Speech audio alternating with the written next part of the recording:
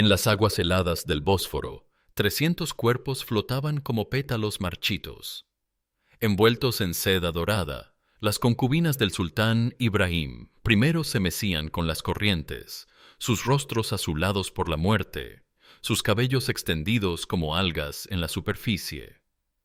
Era el invierno de 1648, y Estambul despertaba con el horror de un genocidio íntimo, ordenado por un hombre que había perdido la razón entre los muros de mármol de Topkapi. No fue una guerra lo que las mató, no fue una plaga. Fue la paranoia de un sultán que creyó que todas sus mujeres le eran infieles. Una palabra, un susurro, una mirada mal interpretada, y 300 vidas se desvanecieron en las aguas que separan Europa de Asia. Ibrahim las mandó arrojar atadas en sacos de cuero, como si fueran basura, como si sus cuerpos no hubieran sido el templo de sus propios deseos durante años. Los pescadores del Cuerno de Oro encontraron los primeros cadáveres al amanecer. Algunos tenían las manos aún atadas. Otros conservaban joyas en sus muñecas, pulseras de oro que no habían podido salvarlas del fondo del mar. Dicen que el cuerpo no miente, y esos cuerpos contaban una historia que Estambul prefería no escuchar. La historia de un sistema que devoraba mujeres para alimentar el poder de un solo hombre. Ya no eran Fatma, ni Aishe, ni Gulnar. Ya no tenían nombres propios, solo números en los registros del palacio. Solo recuerdos en las memorias de eunucos que habían aprendido a no llorar. Solo silencio en las cámaras donde una vez rieron, cantaron, rezaron por un hijo que les diera poder, por una noche que las acercara al trono.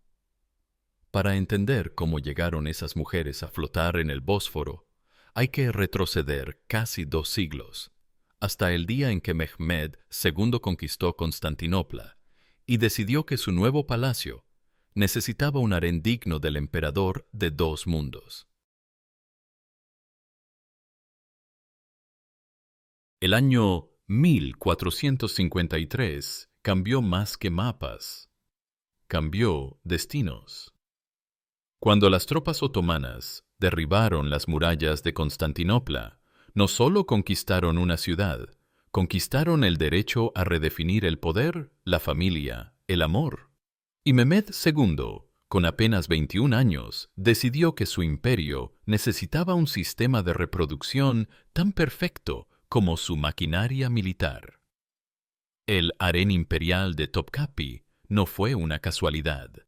Fue una ingeniería social, una máquina diseñada para producir herederos, mantener la pureza dinástica y, sobre todo, eliminar las amenazas que las alianzas matrimoniales políticas podían traer.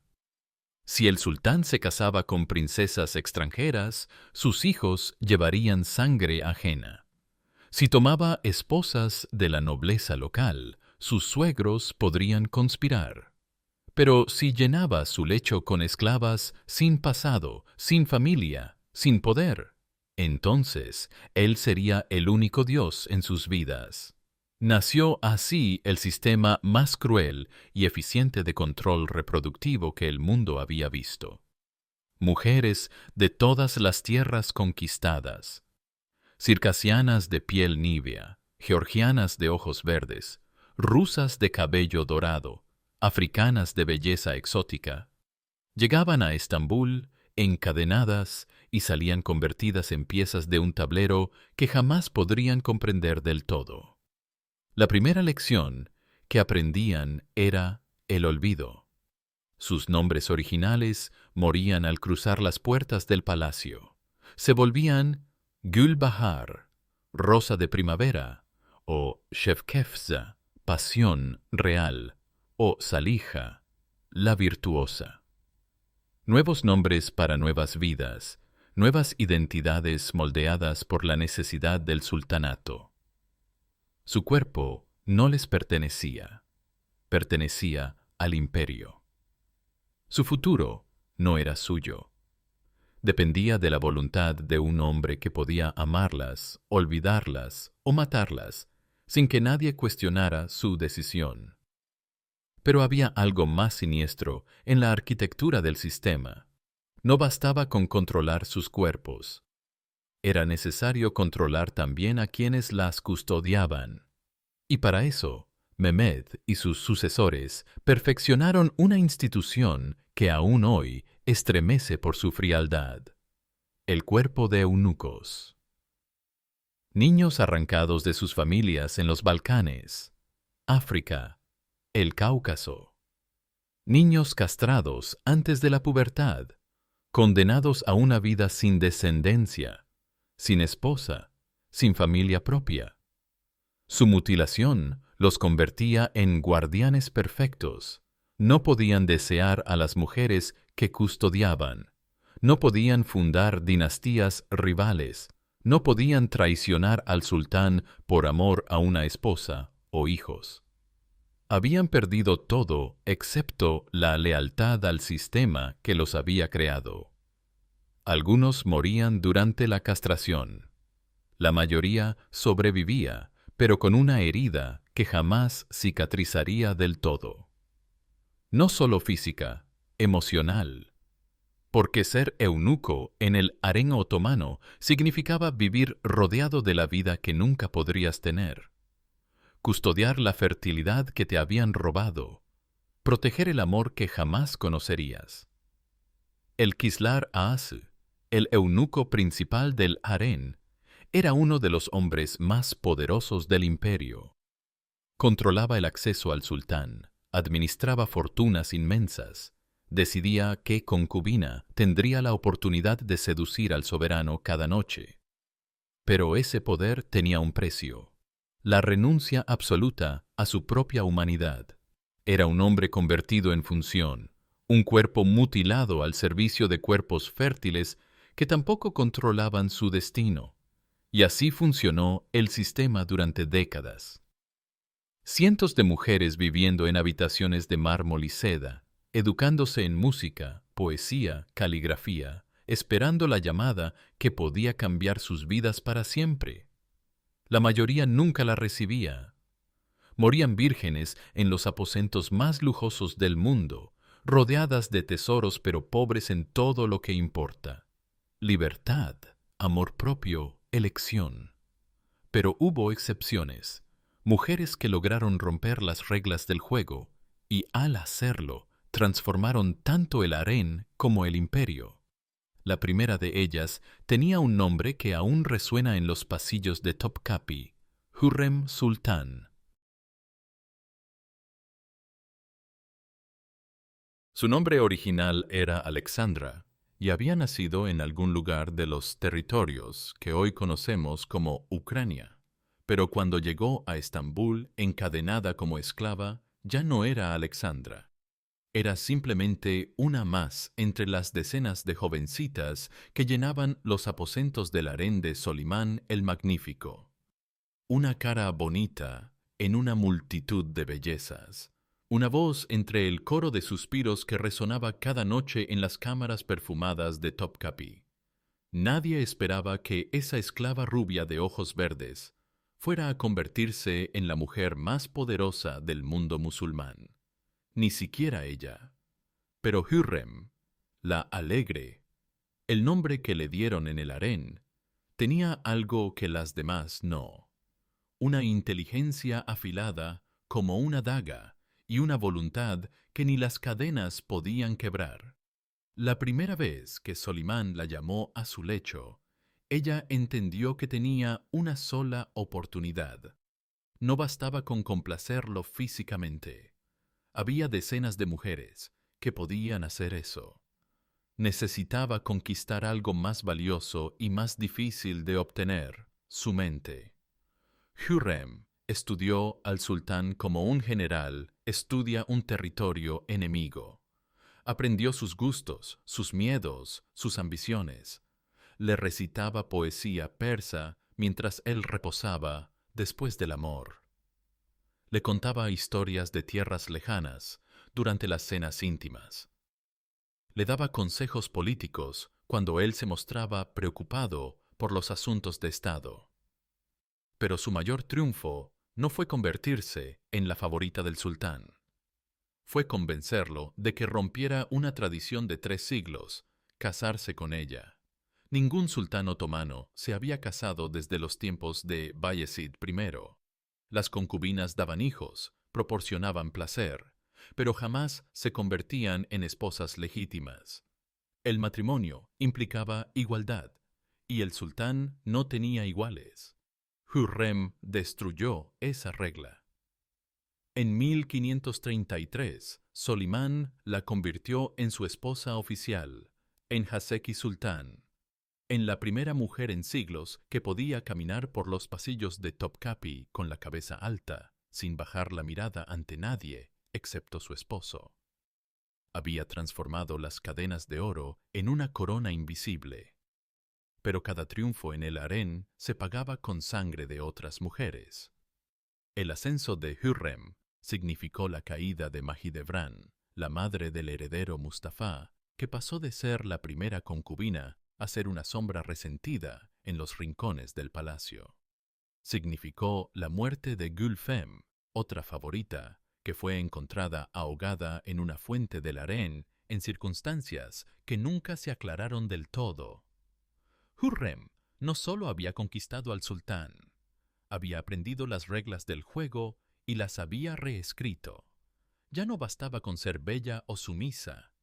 Era necesario ser inteligente, despiadada, capaz de eliminar rivales sin que las manos se mancharan visiblemente de sangre.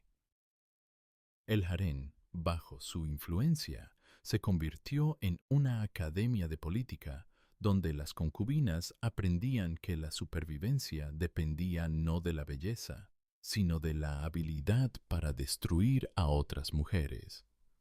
Sus hijos, Selim, Bayezid, Cihangir, Mihrima, crecieron sabiendo que su madre había conquistado lo imposible. Pero también crecieron viendo el precio de esa conquista. Las miradas de odio de las mujeres derrotadas. Los susurros de conspiración que nunca cesaban. La necesidad constante de vigilar, de sospechar, de atacar antes de ser atacado. Cuando Hürrem murió en 1558, había logrado algo impensable, que uno de sus hijos, Selim, heredara el trono en lugar del primogénito Mustafa, hijo de Mahidevran. Había cambiado la línea de sucesión del imperio más poderoso del mundo, desde una habitación de seda y mármol. Pero su victoria tuvo un costo que ella misma no pudo calcular del todo. Había demostrado que una mujer inteligente y sin escrúpulos podía controlar el destino de un sultán. Y esa lección no sería olvidada por las que vinieron después. La más ambiciosa de todas sería una mujer griega de ojos oscuros que llegó al harén años después de la muerte de Hürrem.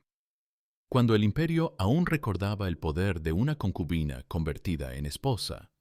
Su nombre era Anastasia, pero el harén la rebautizó Kösem, la líder. Y ese nombre resultó profético, porque Kösem no se conformó con controlar a un sultán, quiso controlar al imperio entero. Kösem Sultán entendió algo que Hürrem no había visto. El poder real no estaba en seducir al sultán, sino en sobrevivir a él. Los hombres morían, las dinastías cambiaban, pero una mujer inteligente que supiera mantenerse en las sombras podía influir en 3 o 4 generaciones de soberanos. Podía convertirse en la verdadera emperatriz de un imperio que jamás reconocería oficialmente a una mujer en el trono. Llegó al harén de Ahmed, primero siendo una adolescente griega, secuestrada en alguna incursión otomana por los territorios cristianos. Pero desde el primer día mostró una inteligencia política que asombró incluso a los eunucos más experimentados. No intentó destacar por su belleza. Había docenas de mujeres más hermosas en el harén. Su estrategia fue diferente. Se convirtió en indispensable. Kösem estudiaba. Leía todos los documentos que llegaban al harén, memorizaba nombres de visires, conocía los problemas financieros del imperio, mejor que muchos ministros. Cuando Ahmed primero necesitaba una opinión, ella tenía respuestas. Cuando el sultán dudaba entre dos decisiones, ella ya había calculado las consecuencias de ambas. No se limitó a complacer el cuerpo del emperador. Se convirtió en su cerebro político. Tuvo varios hijos con Ahmed. Pero su verdadero golpe maestro llegó cuando el sultán murió en 1617. Su hijo Murad era demasiado joven para gobernar, así que el poder pasó a Mustafa I, hermano de Ahmed. Pero Mustafa estaba loco. Había pasado demasiados años encerrado en la Kafes, la prisión dorada donde los príncipes otomanos esperaban su turno para reinar o morir. Su locura era tan evidente que los jenízaros lo depusieron en pocos meses y colocaron en el trono al hijo de Kösem, Osman II, de apenas 14 años. Era el momento que Kösem había estado esperando. Su hijo era sultán, pero era menor de edad. Ella se convirtió en regente de facto, en la primera mujer en la historia otomana que gobernaba desde las sombras sin necesidad de disfrazar sus órdenes como consejos susurrados. Los embajadores extranjeros sabían que para negociar con el Imperio Otomano tenían que hablar con una mujer que jamás aparecía en público, que permanecía oculta tras las celosías del harén, pero cuya palabra era ley en medio mundo. Pero gobernar desde las sombras tenía sus riesgos. Cuando Osman II fue asesinado por los jenízaros en 1622, Kösem entendió que su poder dependía de algo más frágil que las alianzas políticas. Dependía de mantener a sus hijos vivos en un sistema que mataba a los príncipes como método de control dinástico. El siguiente sultán fue Murad IV, otro de sus hijos. Y luego, cuando Murad murió sin descendencia, llegó al trono Ibrahim I, el mismo que años después ordenaría el exterminio de 300 concubinas.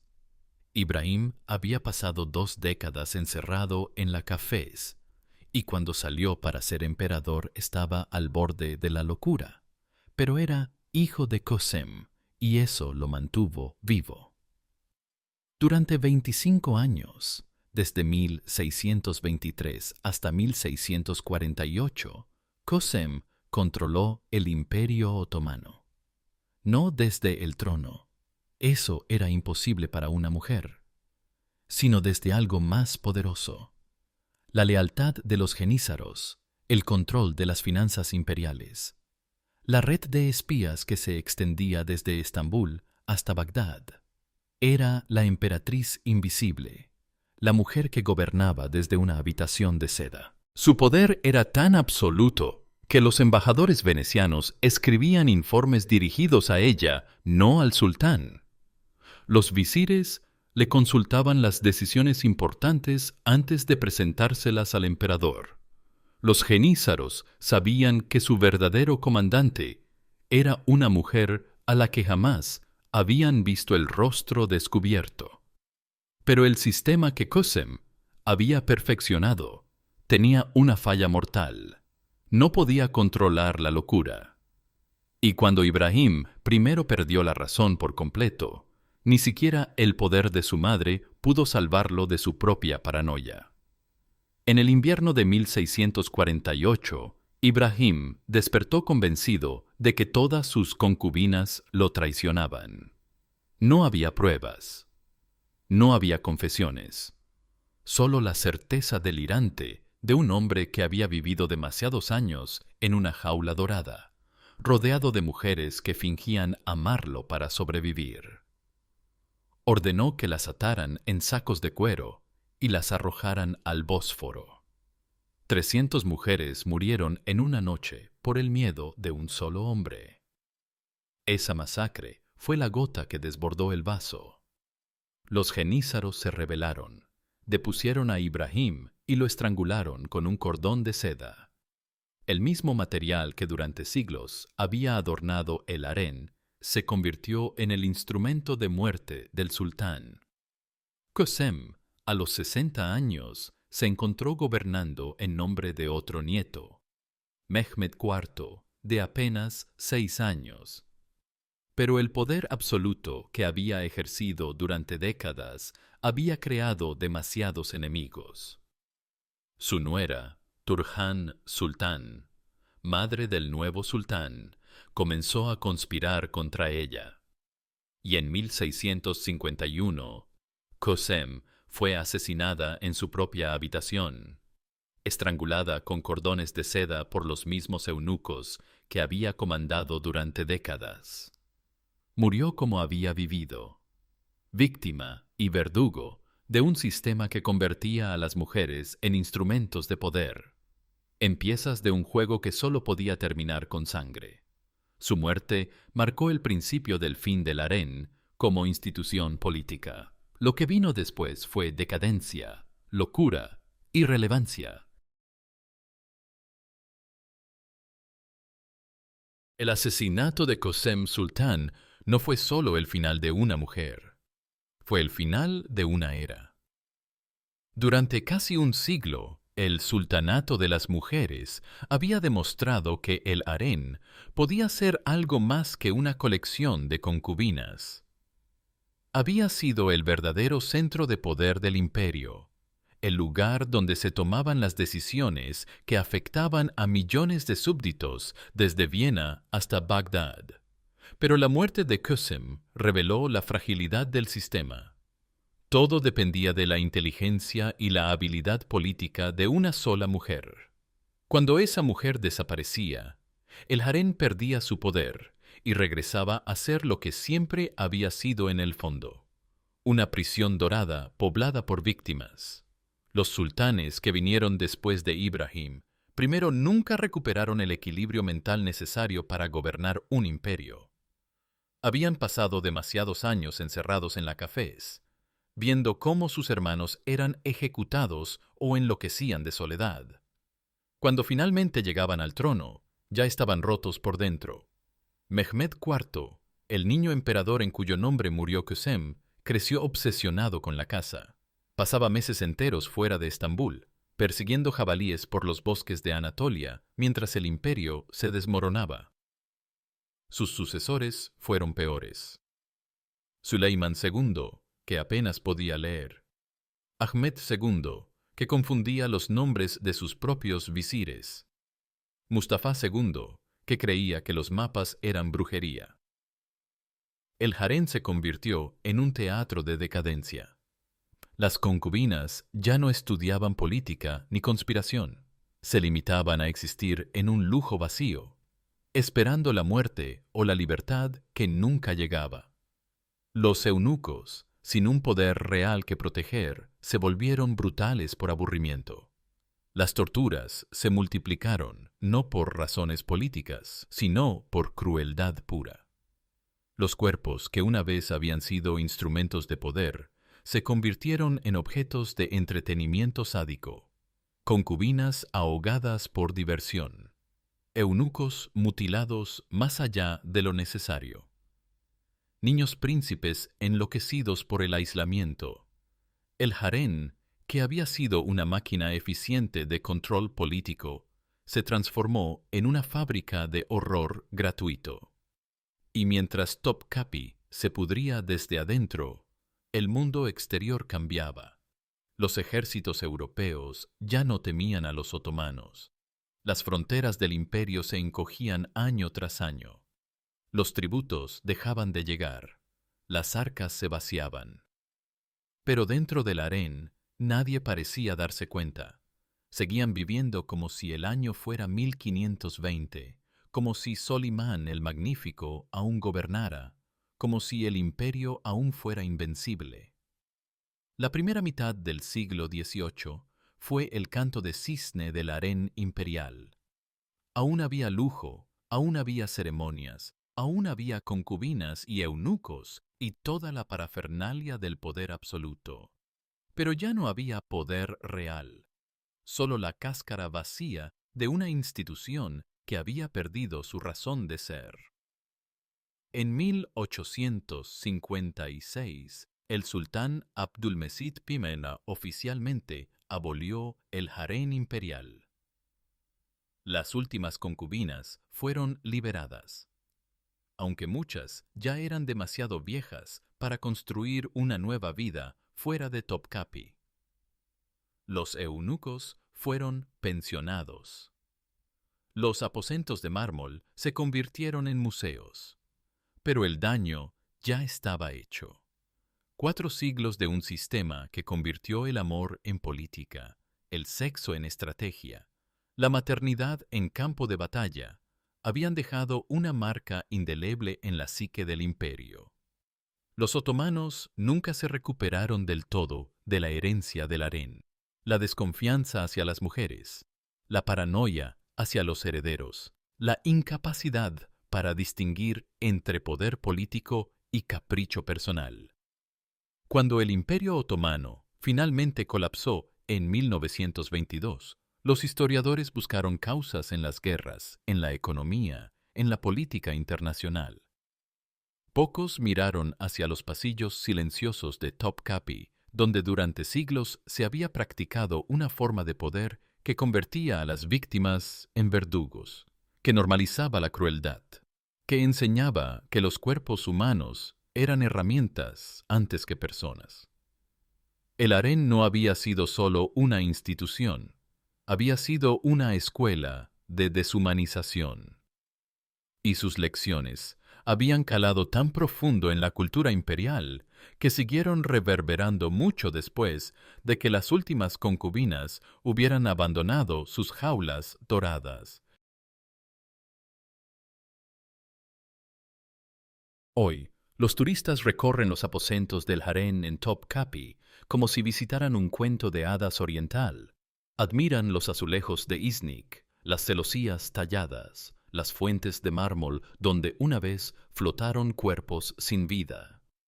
Las guías hablan de la vida de lujo de las concubinas, sin mencionar que la mayoría morían sin haber conocido el amor, sin haber elegido su destino, sin haber pronunciado su verdadero nombre en décadas. Es más fácil romantizar el harén que entender lo que realmente fue. Un laboratorio de control absoluto, donde se perfeccionaron técnicas de dominio que siguen reverberando en el mundo moderno. Porque el harén otomano no fue una anomalía histórica, fue una versión extrema de algo que existe en todas las sociedades: la tendencia a convertir los cuerpos vulnerables en instrumentos de poder. Las concubinas de Topkapi fueron las antecesoras de todas las mujeres, cuyo valor se mide por su capacidad reproductiva, cuya libertad se negocia en función de su utilidad política, cuya humanidad desaparece detrás de su función social. Los eunucos fueron los precursores de todos los que aceptan su propia mutilación, física, emocional, espiritual, a cambio de un lugar en las estructuras de poder. El sistema del harén enseñó algo terrible y duradero: que es posible normalizar cualquier crueldad si se presenta como tradición, como necesidad política, como voluntad divina. Las mujeres que llegaban como esclavas a Topkapi terminaban defendiendo el sistema que las había esclavizado. Los eunucos que habían sido castrados de niños se convertían en los guardianes más celosos de la institución que los había mutilado. Las madres que habían visto morir a algunos de sus hijos por razones dinásticas participaban activamente en la muerte de los hijos de otras madres. No fue solo un harén, fue una demostración de cómo el poder absoluto puede transformar a las víctimas en cómplices, de cómo la supervivencia puede exigir la participación en el sistema que nos oprime, de cómo la normalización de la violencia puede hacer que las personas más afectadas por ella terminen defendiéndola. Y esa lección sigue vigente.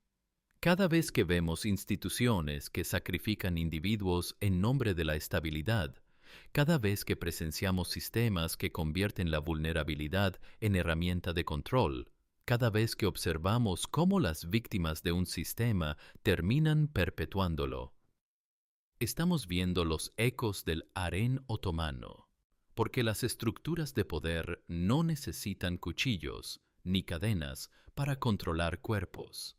A veces basta con seda dorada, con la promesa de que la sumisión será recompensada, con la ilusión de que dentro de la jaula se puede encontrar algo parecido a la felicidad. Esta es la historia de 300 mujeres que murieron en las aguas del Bósforo, pero también es la historia de todas las que sobrevivieron en esas aguas, flotando en una existencia que no era vida ni muerte, sino algo intermedio. Un estado de suspensión donde la dignidad humana se disuelve gota a gota, donde el amor se convierte en estrategia, donde la maternidad se transforma en campo de batalla. No fue solo un harén, fue una profecía, una advertencia sobre lo que sucede cuando el poder absoluto se encuentra con la vulnerabilidad absoluta. Una lección sobre el precio de convertir los cuerpos humanos en moneda de cambio político. Y si esta historia te remueve algo por dentro, si despiertas alguna incomodidad al imaginar esos aposentos de mármol, esas jaulas doradas, esas aguas que aún guardan secretos, entonces la historia ha cumplido su propósito. Porque solo recordando el horror podemos evitar repetirlo. Solo reconociendo a las víctimas podemos dejar de crear nuevos verdugos. Solo entendiendo el pasado podemos impedir que el futuro flote, una vez más, en aguas teñidas de sangre y seda.